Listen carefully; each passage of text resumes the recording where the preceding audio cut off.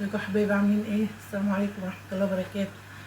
بصوا حبايبي، احنا هنعمل النهارده فيديو نعمل فيه رز بلبن.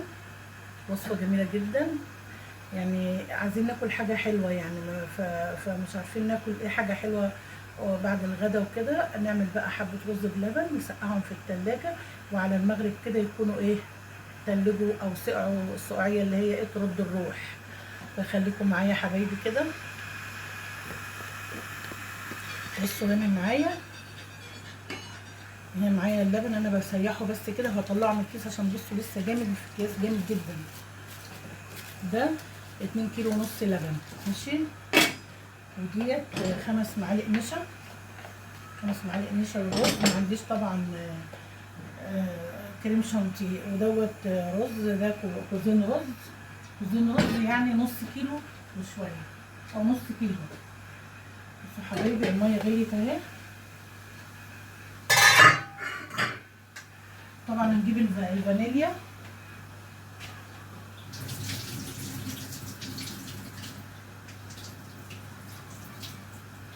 معلش يا حبايبي لو الفيديو طويل استحملوني شويه، عشان بس ايه مش عايزه افصل الفيديو، وعايزه اوريكم كل حاجه تبقوا معايا في كل خطوه. ده السكر طبعا. بصوا يا حبايبي، احنا حطينا رز كده على النار،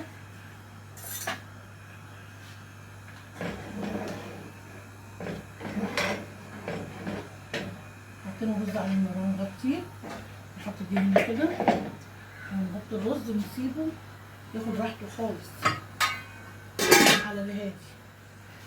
احنا هنعمل هنا معانا هنا كريمه، هنعمل كريمه عشان هعمل وصفه تانية اوريها لكم، بس هعمل دي قدامكم دلوقتي معاكم. انا معايا هنا 4 معالق نشا. الله، 1 ملوش تاني، 3، 4 معالق، ممكن تكون معلقه ناقصه ولا حاجه، مبلاش كده. هنحط 5 معالق سكر كده، 5 معالق سكر، ماشي. وهنقلبهم كده وهنولع عليهم. هو اللبن دافي، نجيب المضرب علشان لو اي حاجه يعملها.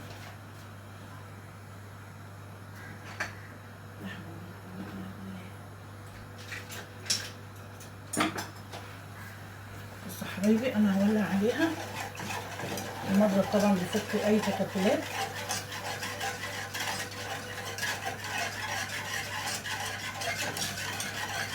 هولع عليها دلوقتي.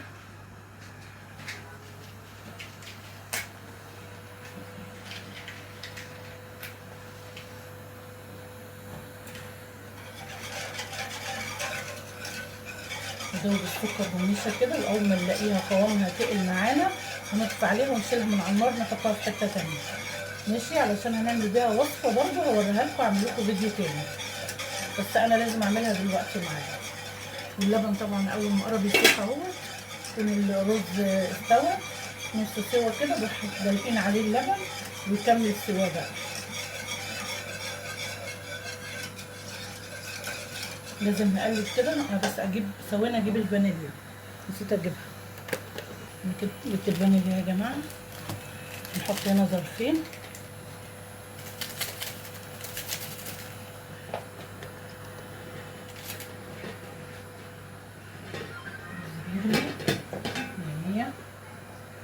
خليه مكشوف بقى، مش هنغطيه، ياخد راحته كده، ونفضل ايه متابعاه واقلبه وانا متابعاه. هو مكشوف قدامي. اول ما الاقيه شرب من الميه احط عليه اللبن، يكون اللبن سايح. انتوا عارفين انا بفرز اللبن، فعشان كده انا مطلعاه متلج.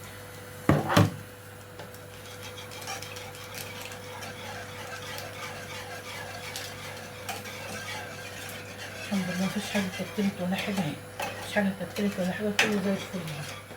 احط كمان زيت.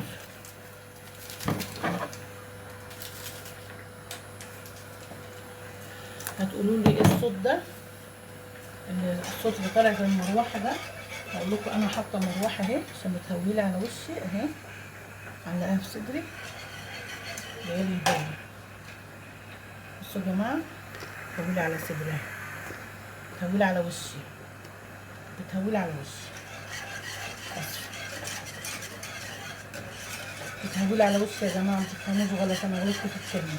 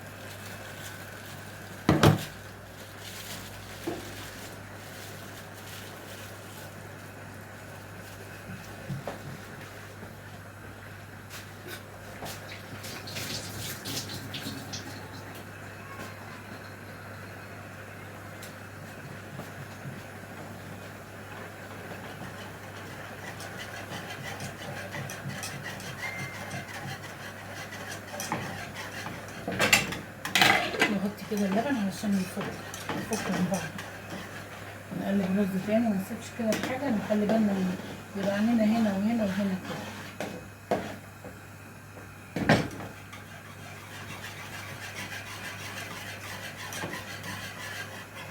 ده قربت يا جماعه اهي.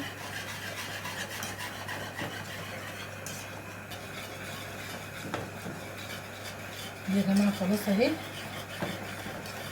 دي خلاص الكريمه بتاعت الوصفه اللي انا هعملها التانيه خلاص كده. بصوا كده 100 100.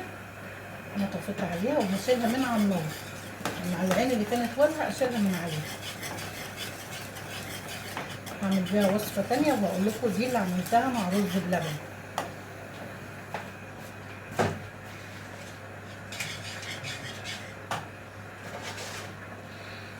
انا عندي برضو لبن اهو، كنت مسيحاه عامله منه الكريمه، هحطه على الرز ويستوي معاه.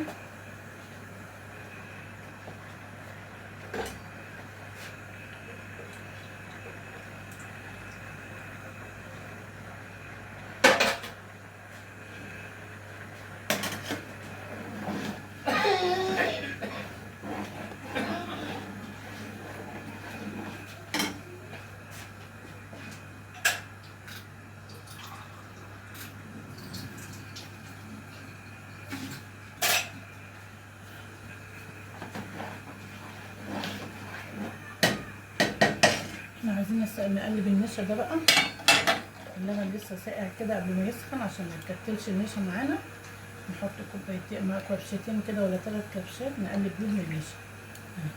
الكريمه اللي انا عملتها دي يا جماعه انا هغطيها عشان ما تعملش وش.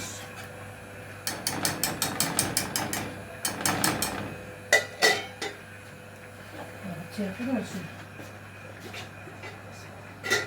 لا اله الا الله وحده لا شريك له، له الملك وله الحمد وهو على كل شيء قدير. له الملك وله الحمد يحيي ويميت وهو حي لا يموت بيده الخير واليه المصير وهو على كل شيء قدير. لا اله الا الله.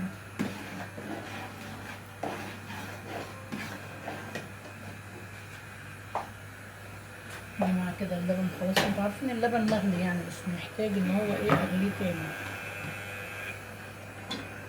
انا طفيت عشان هقعد اسقسق كده كبشه كبشه. احط كده اللي هو لسه تلج ده مسحش واسيح في الرز.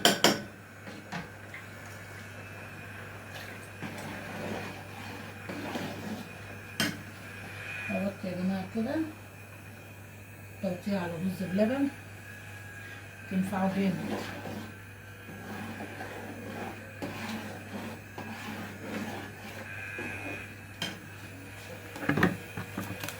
هنحط على النشا ده ظرف فانيليا واحد عشان ميبقاش ريحته فاقعه قوي في الرز. ممكن يكون حد مجابوش كده بريحه الفانيليا. هو ظرف واحد بس يعمل.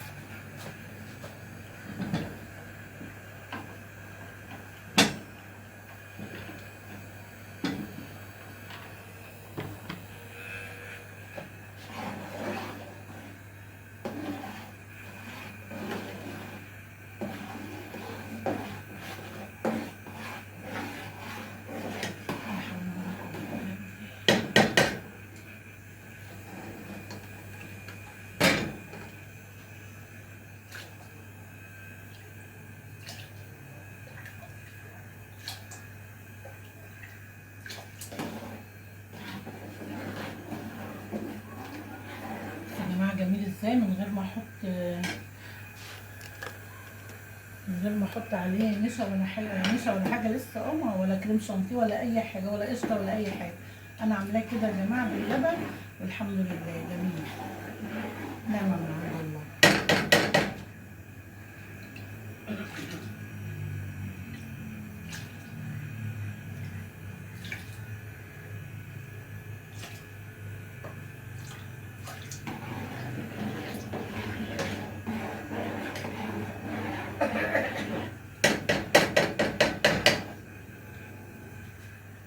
نغطيه كمان 10 دقايق، مش 10 دقايق، 5 دقايق، ونعمله ونقلبه تاني. بس كده حبايبي انا هحط السكر لان هو خلاص يعني كده يعتبر الرز استوى خالص.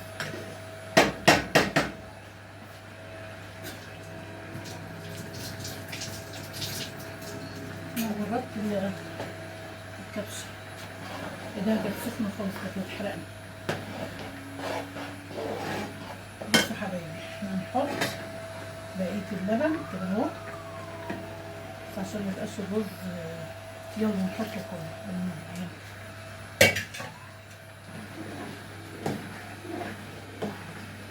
نحط السكر، نحط السكر على قد ما ياخد، مفيش عيار طبعا. ده كان كيلو سكر، انا خدت منه 5 معالق للوصفه اللي انا هعملها كده. يعتبر ايه، حطينا كيلو الا ربع سكر.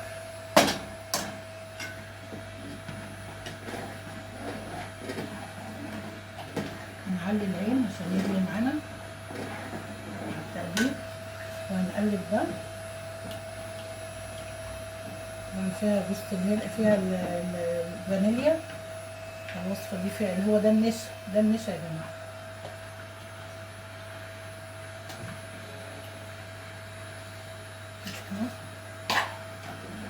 طبعا لازم نقلب على طول بقى علشان ايه ما يتكتلش مننا النشا، لان انتوا عارفين النشا ضد النار.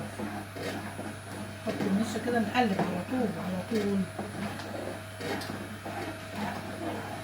وانا قصدت احط النشا بعد السكر عشان يبقى الموضوع بارد شويه في الحله.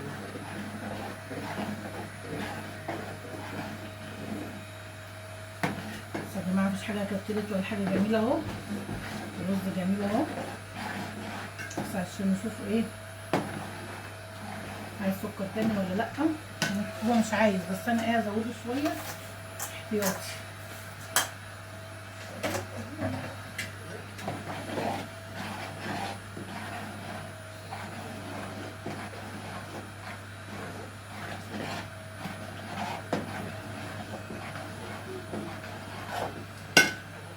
يا جماعه طفيت اهو عشان ايه الرز ما يكلكعش، النشا ما يكلكعش فيه. لازم كده خلاص. اصل هو بقى ايه يعني مش قادره اقول لكم قشطه، زي القشطه كده خلاص. الرز مستوي خالص والنشا واللبن عامل مهلبيه فيه زي القشطه، ولا حطينا كريم شانتيه ولا حاجه. هو كده الموضوع طبيعي. هنعمل ايه بقى؟ هنحضر اللي هنغرف فيها.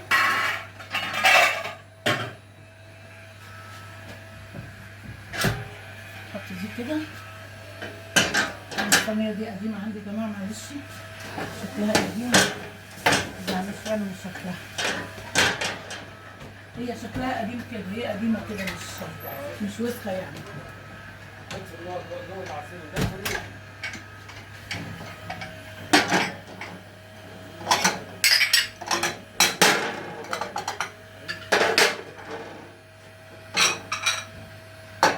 مش محضره يعني الحاجات اللي انا هضرب فيها، بس هحضر دلوقتي حاجه.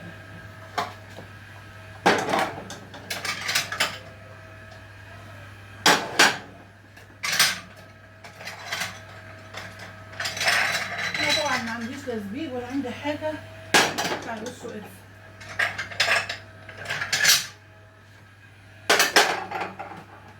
الحمد لله الحمد لله رب العالمين. بس حبيبي عمل وش ازاي. بسم الله. نجيب دي تحت عشان ايه ما نوقعش حاجه.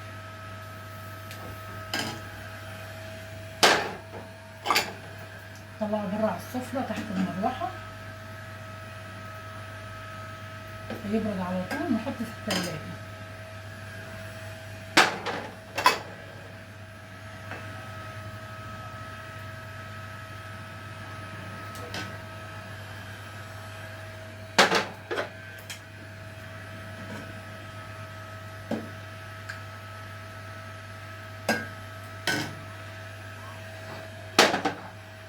ده برضو مش وسخه، نقطتين الصوت دول هما كده في الصين. بسم الله تبارك الرحمن. بسم الله تبارك الرحمن.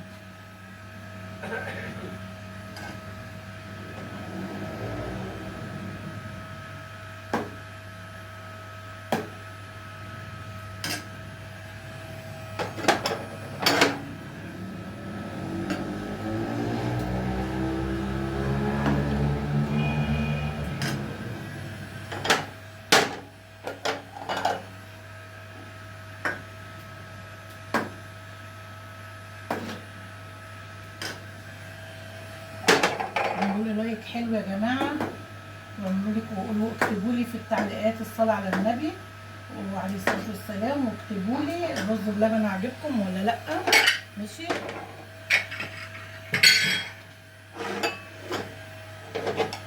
اكتبوا لي كمان انتوا بتعملوه كده ولا انتوا بتعملوه احسن مني. لو في طريقه حلوه اكتبوها لي قولوا لي وانا اعملها زيكم. انا بحب اتعلم من غيري يعني. يموت المعلم وناقصه علام. كلنا بنتعلم من بعضينا، كلنا بنعرف نعمل كل حاجه، بس في حاجات بتبقى سهله عننا مش عارفينها، بنشوف غيرنا بيعملها بنفتكرها وبنعملها، وده مش عيب، ده حاجه كويسه جدا فينا طبعا.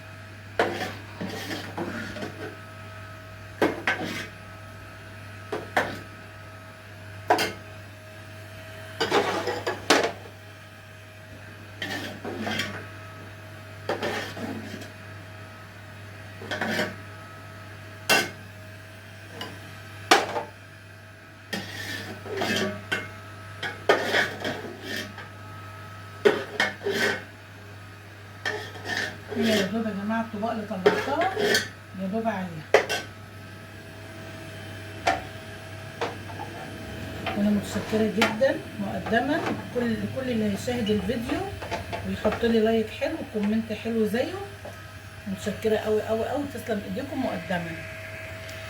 بس يا جماعه انا نسيت اوريكم، يعني انا عايزه اوريكم المنظر الجميل ده. بصوا يا حبايبي بصوا، انا عايزه احط له قرفه معاكم.